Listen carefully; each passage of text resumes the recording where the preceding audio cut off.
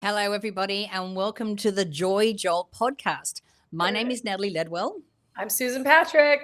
And we are welcoming our special guest this week, Rhonda Britten! Rhonda Woo! And the crowd goes wild!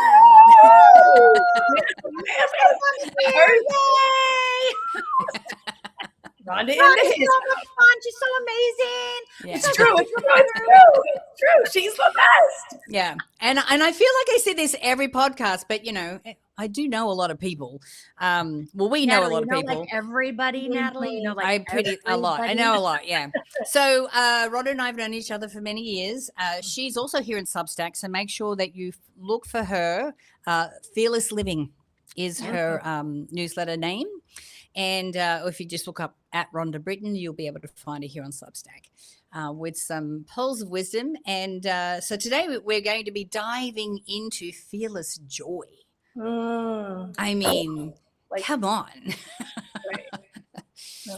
So, it takes a brave person, Natalie. It takes a brave person to be joyful. Yeah, amen. Right, especially during the times we're living in. Right, it's right now. It's easy to be in sacrifice. It's easy to be in I don't deserve this. People are starving and dying and getting bombed on. Right. So, in order to be joyful is a radical act. Yeah, yeah. Radical act of defiance. The world wants you to be cynical. The world wants you to be upset. The world wants you to be a victim, right? Or to be divided, or be manipulated, or be pliable, or any of those things. Yeah. And I think the other thing that makes it challenging for us, which has been my realization in the last week or so, is that because life has been so stressful, I found myself being stressed over things I didn't need to be stressed about. So my default changed. I just naturally started going into, and making, a mole out of a molehill. It was a crazy situation. So taking a stand and really fighting for our joy right now, I think requires a little bit more of us to do. It's not as easy as it used to be. Well, it's really, I was teaching yesterday and everybody's talking about how tired they are. Right. And I said, well, being tired is a function of a couple things. One, it could be high awareness when you're starting to become more aware of what you think and how you feel and who you are and how things work and be awake to that. First of all, that's very humbling. It's very shocking and it's very exhausting because you're literally shifting your neural pathways. So it is normal to be exhausted through a heightened level of awareness. So for those people who are really interacting in the world and really paying attention, maybe they haven't paid attention to this level before, there's also going to be just a physical level of exhaustion, let alone mental or emotional. Yeah. So, bringing what Natalie said, it's like, and everything feels so volatile and everything feels so fragile. And I actually think seeing things as fragile is one of our superpowers. Yeah. And right, so it forces us to kind of embrace our humility, but also embrace our vulnerability. And our joy really comes from our willingness to be vulnerable. Yeah. So the more willing we're able to call things like, when I'm feeling fragile, I say it. I'm feeling fragile. Yeah. Right. I don't try to hide that because that's not weak. That's actually me going, this is my state of being right now. And oh, by the way, I'm fragile and I'm going to be joyful doing it. Yeah. Rhonda, this is one of the things I love about you. I've known of you and about you and have been interacting with you for years, even beyond us when we met in ATL, but when you were at NSA and I've seen you speak at conferences, I've been in the crowd, knowing you as a participant. And then I got to meet you at ATL. And that's one of the things I love most about you is I love that you do really live from that space of vulnerability. And you are a joyful being in that vulnerability. And I think that is a superpower. And so how does that happen for you? Because I think that a lot of times people think, joy is it's fake. But it's really talking about real, grounded, rooted, vulnerable, messy joy. I'll tell you how I do it is because I realize how fear works. And the minute you realize how fear works, shame dissolves. So you have no more ability or no more reason to ever beat yourself up again. it really takes off that, oh, I've got to beat myself up to, motivate myself. Or, if I don't tell myself all the things I'm doing wrong, then I'm not going to be, really on top of it. It's like all of those things are such a lie. And those are all fear driven. So once you start seeing fear for what it is, I always say the number one thing people feel when they start working with Fearless Living and working with me is that shame dissolves. And I don't know, but shame is so seductive, right? Just like earlier you said victim, right? When we want us to become a victim, it's so seductive. Yes. That shame, because we on some, if I'm from the Midwest, and so I was raised with the sacrifice mentality, right? And I have to earn everything, right? That whole mentality. And so many of us are raised that way. So to not buy into that anymore, because I see that it's fear-based and see it for what it is, rather than carry it around as a belief and believe it, right? Continue to believe it over and over again and keep that belief strong and steady, but and go, oh, that's, if I'm thinking that, that's just a fear. Oh, okay. Then that literally has no effect on me. Huge. And that fear is that is a joy sucker. That's what I just. Yes, but and fear is a joy sucker, but it also is doing it because it loves you so much. One of the things fear loves you. Fear loves you like crazy. Keep me safe. But it loves you. So, I always say never argue with fear. Never, never, never, never argue with fear. So if fear says to you, you're never going to make it happen, never say, yes, I am. And I mean it. I'm gonna. Instead, you go, well, you know what, fear? You might be right. It may not work out for me and it may suck, but I'm going to do it anyway. I'm going to do it anyway. He goes, well, I'm not going to have anything to do with you because you're making the wrong decision. I might be making the wrong decision. You're right. You might be totally right, but I'm going to do it anyway. Well, don't come crying to me when it fails. Okay, I won't come crying to you when it fails. That's right. So wait a minute. It's a completely different relationship with fear. Yeah. I need to know what your definition of fear is then. Yeah. Oh, well, fear is more than an emotion. Fear is a system. And it is the cause and the effect, right, of our emotional state, right? It causes our turmoil, and then it's the effect. So we get into that turmoil, and then we have fear again. So it's literally, I've labeled it the wheel of fear. And it literally, we get activated on our wheel of fear, and we move through 4 stages on that wheel. And every stage of that wheel, if it wasn't us, if I put my wheel of fear on Natalie, I'm sure Susan and I could go like, oh, I see it. Yep. I see it right here. Yep. I see it right there. Yeah, it's right there. But when it's us, right, just like all of us, right, we can't see it ourselves because fear's job is to hide it from you. So you have something called the core trigger. And fear's life and death is that you don't see that, like literally life and death. Because if you see it, it can no longer protect you. Yeah. So it has got to keep it hidden from you. So it distracts you. And it has you think you're not good enough, or it thinks you're not worthy. I mean, I could go on a whole thing about worthiness and not good enough, right? Yeah. So it's like it keeps you distracted by all of those. I'm not good enough. I'm not worthy. I'm a procrastinator. Oh my God, I just have to get more accountable. Right? It just keeps you distracted. Yeah. And so you don't actually get on with life. Wow. So that's how it tricks you. And then we buy in as a society. We start calling, how many, think of it in the last year, how many classes are about worthiness? Just think about it. I mean, how many people have come out with, you are worthy. And again, not that that's not a wonderful thing to say. Of course it is. Of course it's a wonderful thing to say. Of course. When I was going through a bad breakup, I had a friend say to me, you are worthy of love. And I was like, yes, I am worthy of love. Yes, I am. Like, I am. Right. But me needing to say that doesn't make me unworthy. Right. It just makes it an affirmation. It just makes it a mantra. It just makes it a what I call proactive behavior. Right. So, we just get caught up on this wheel of fear. And because we don't see the origin of it, and we don't necessarily understand how neuroscience works with fear, because again, how many Substacks, how many podcasts are talking about how fear works? How the brain works. Yeah. But as I tell people, I can explain the brain to you all day long, but when you're in the fight with your spouse, are you going to be like, it's my amygdala? No, it doesn't help. It doesn't help. Really? Help. What about your frontal lobe is not working right now? Get in your frontal lobe. Get in your frontal lobe. What? Right? So right. It's helpful to know. But unless it's applied to something, Yeah. Right. And that's what I teach. The neuroscience, the psychology, and the philosophy and the spiritual, all tied into how fear wraps itself up in all of those things. Yeah. But And you know what fear also does, darling? It Yes, please. immobilizes you. Of course. It immobilizes you in your Of course. actions, in your thoughts, in your emotions. Yes. It's like you're stunted and you cannot see your way out of your current situation. It is keeping Absolutely. you in this holding pattern of dread. Yeah. That's what it feels like. And it feels like it's doing you a favor. And the fear is probably going, look, I'm doing my job. I'm doing my job. Yeah. They're on the wheel. They're on the wheel. 100%. It is so proud of itself. It is so proud of itself. Yeah. Look at it. I've got her sitting back. Look at her. I've got her small, the same. Because fear just wants you to stay stuck, small, and the same. That's all it wants you to do.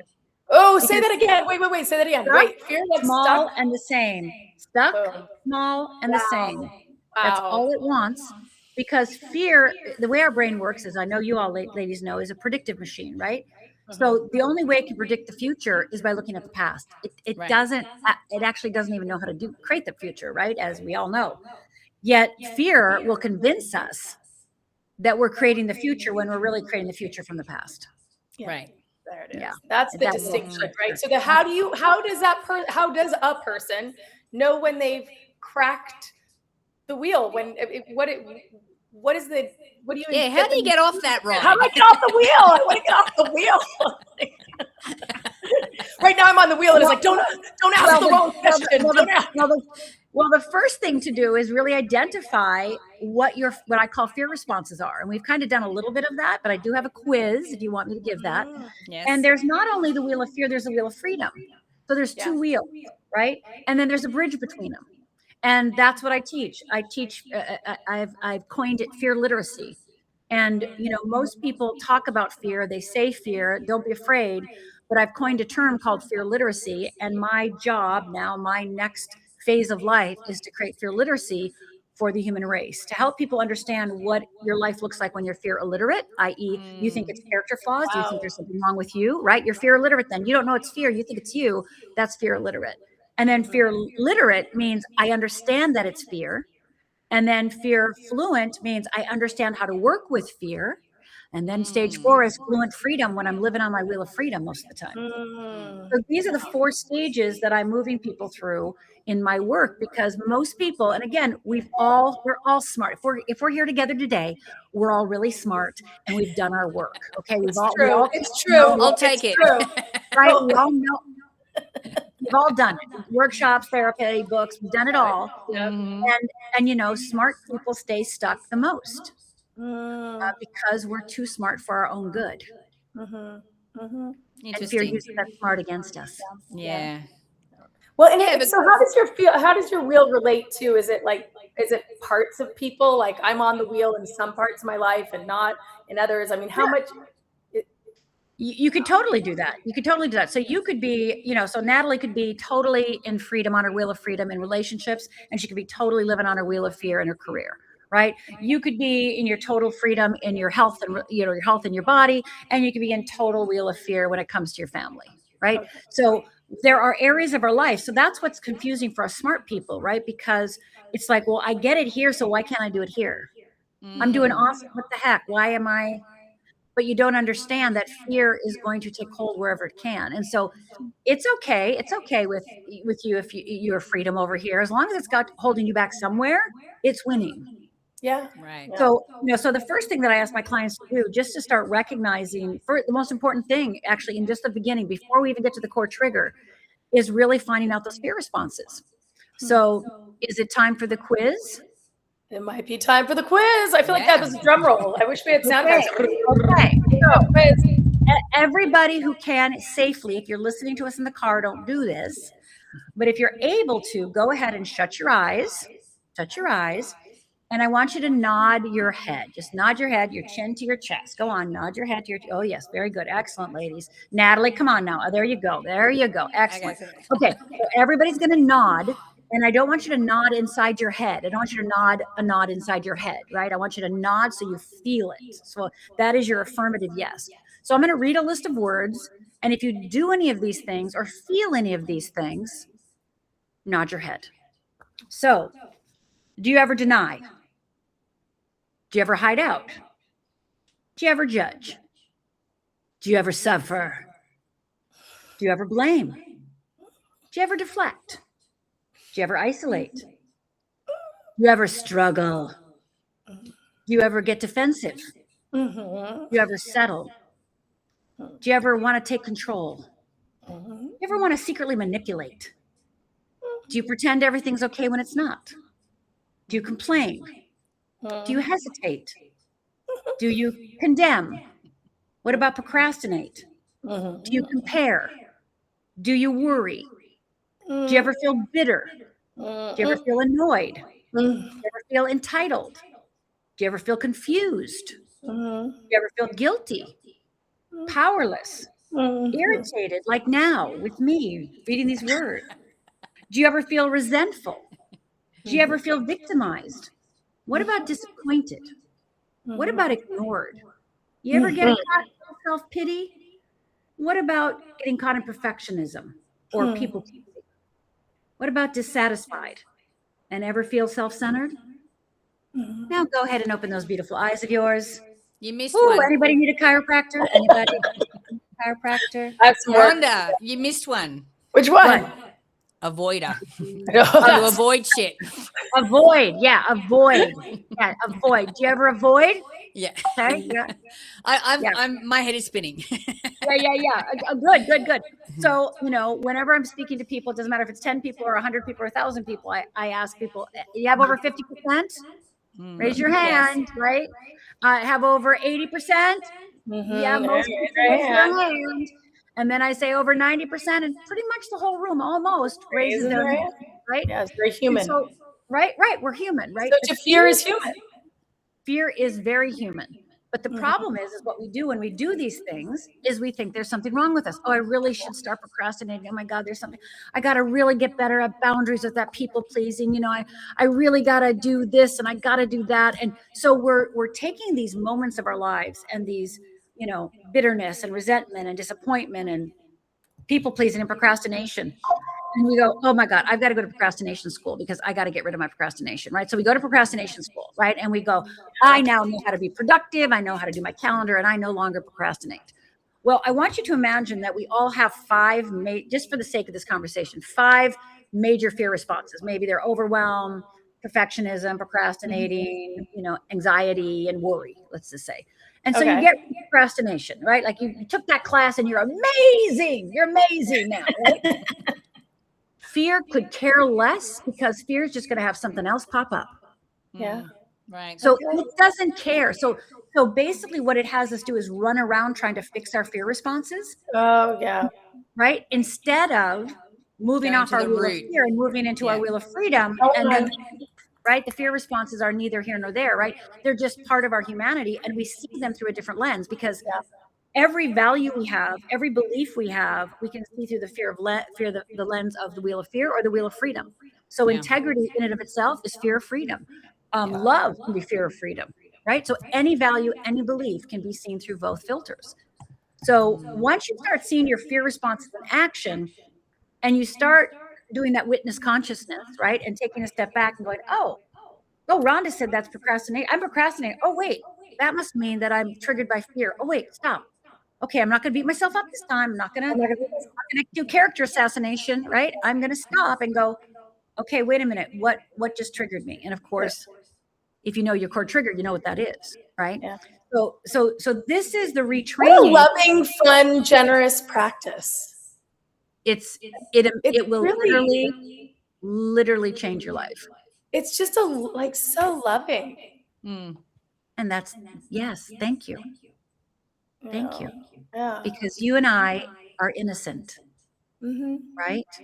When people say, I feel so guilty because I did this horrible thing. And I said, did you purposely do it? I've never had a human being say, yes, I did. No, they all go, no. I go, yeah. So you consciously, your essence, your soul, on a soul level didn't go, I am now going to destroy another human being, right? No. What we do is we go, oh, I wasn't conscious. I wasn't awake. I wasn't aware. I wasn't, I had my own fears triggered. And then I did something that hurt another person. And then we're like, then we beat ourselves up for it instead of going, oh, wait, I was just afraid. Right. So then how can I take care of myself differently? And then that's when you move on to your wheel of freedom, because the wheel of freedom is going to show you the things for you to do, to practice, to be in Wow. order. Okay. So I just had like a mind bending with this. Like I'm thinking about the wheel. Like what locks people on the wheel is the deception that stepping off the wheel will show weakness. So it goes full circle to what you're talking about, that vulnerability is the key to getting off the flipping wheel. Be vulnerable, be messy, be human. Because just as much as this is human, so is the wheel of freedom. That's right. That's Why right. is that less human than the fear? We're just more perfected in the fear wheel. Yeah. And what I also like about what you're saying, Rhonda, is that you're talking to fear. And by doing that, you are disassociating to a certain extent. You're getting yourself outside of the situation so that you're more of an observer rather than them being emotionally locked in with the fear and the despair and the frustrated and the helplessness and all that, because that is not going to get you anywhere. But when you can have that conversation and disconnect for even if it's just a moment, it helps you to get the perspective. That, I see now, rather than being stuck in that emotion. I'm like, I can see the process. I can see the actions. I can see so now I have a choice. Now I get to choose rather than be at the whim. That's right. So neuroscience says now that the only way to transform your life, period, end of story, there's only one way, and that's to change your perception. And so what I teach people is shifting from that, what you're saying, Natalie, subject to object, right? So you're moving into that witness consciousness. You are not, oh my God, I'm a bad person. Oh, I feel disappointed, or I procrastinate. Therefore, that's a character flaw. There's something wrong with me because I procrastinated, right? I'm overwhelmed. I should be able to control things, right? Those are all false. Those are false. Those are all manufactured by fear. So we make up these stories about ourselves that we will never achieve, and we're chasing that. And then we have some success over here by doing some of that things, right? Because we have random successes. And so then we get a little, boost, a little spike, right? And we think, well, see, that's how I do it. I got to just keep doing that. But that's also the illusion, right? That's also just the trick. Well, this is to keep you locked on there because it thinks it's loving you. Yeah. And that lock, and I think it's about a distortion of love, right? So it thinks, I think because I am it's loving me. But this whole conversation is about fearlessly loving yourself enough to unlock from this wheel and get on the other wheel because it's more fun. It's where fearless joy lives. It's where fearless joy lives. That's right. Yes. And so we're at the end of kind of our time right now. This has been a juicy conversation. I love the quiz. It kind of revealed a whole lot to me, but I'm excited that we're going to be going into the deeper conversation with you next. And I love that we're going to talk about the freedom wheel a little bit more and go a little bit deeper with what do we do on that wheel and how do we lock ourselves in there? Yeah. So we'll talk more about that. So if you are listening to us on any other platform other than Substack, please make sure that you come over, subscribe to our channel on Substack. We're at thejoyjolt.com. And for those of you who would like to join us in the deeper conversations, we encourage you to become a paid subscriber, which you can do at a button somewhere here on this page. And we'll be back for our paid subscribers in about a few minutes, so that we can go deeper into the freedom wheel. That's it. Let's do that. Can't wait. Be fearless.